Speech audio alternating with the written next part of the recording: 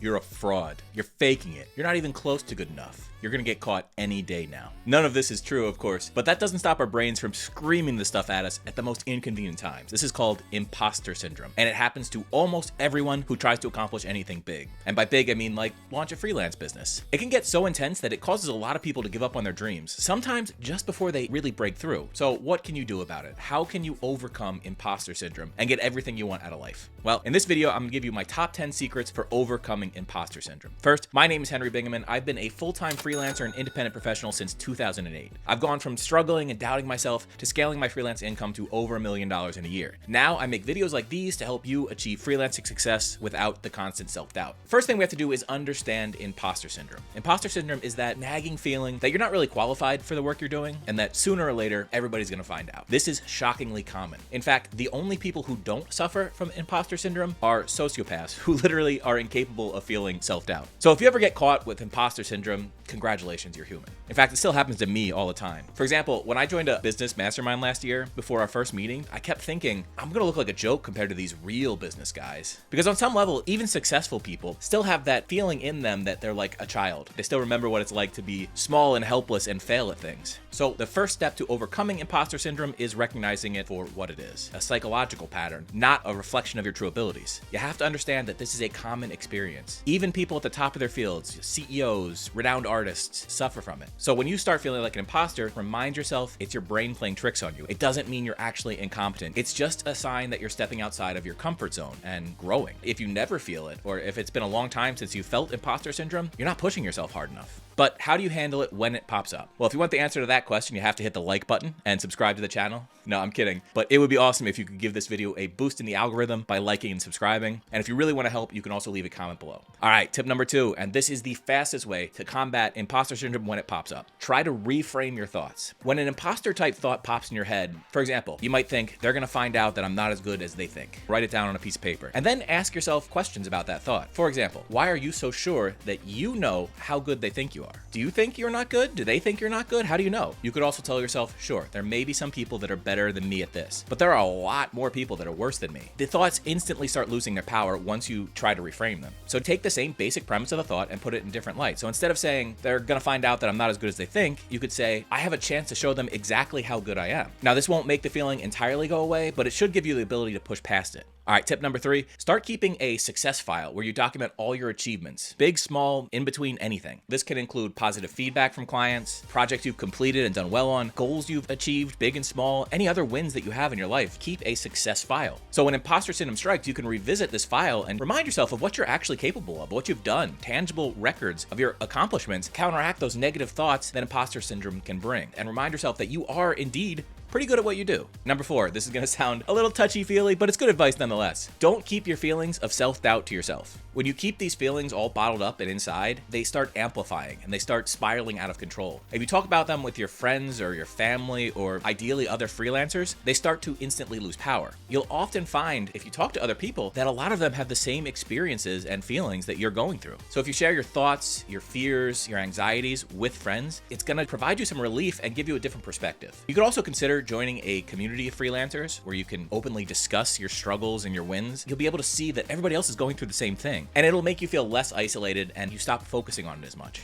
All right, number 5, focus on continuous learning. One reason imposter syndrome can creep in is the fear of not knowing enough, that there's something you're missing. And you can counter this by continuously learning. Take courses, workshops, read books, stay up to date with industry trends, listen to podcasts. The more you learn, the more confident you'll feel in your abilities. It's interesting because the more you know what you don't know, but knowing what you don't know is a win for imposter syndrome because you know what information you have to go out and find. Remember, nobody knows everything.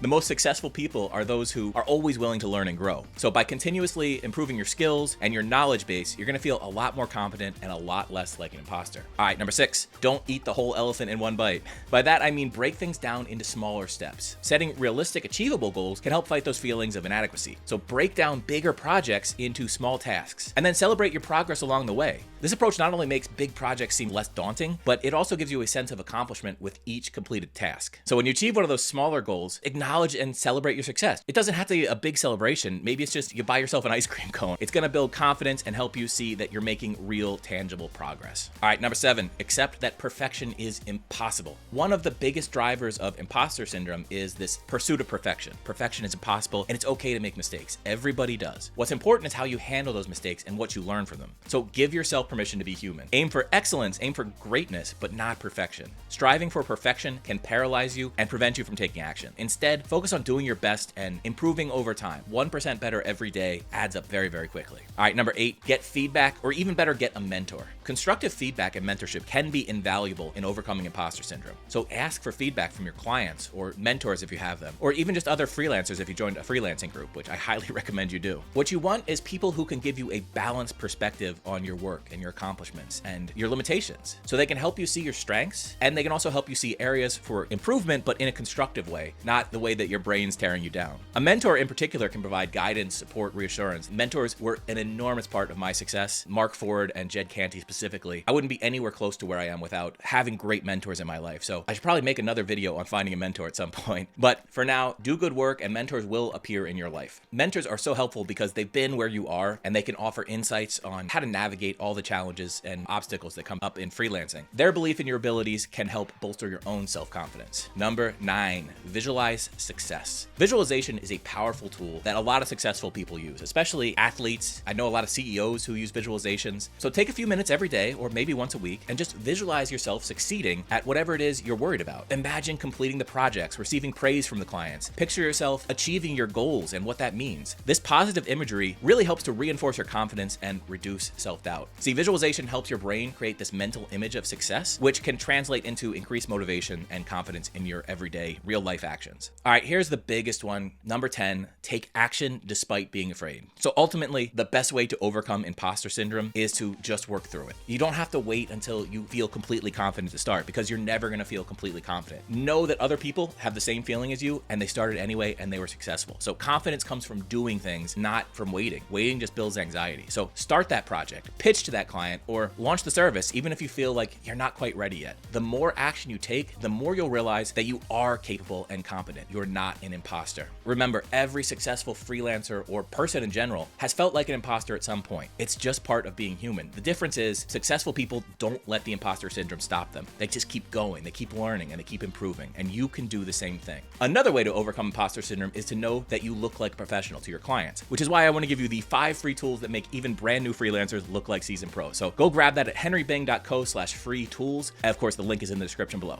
All right, cool. Catch you in the next one.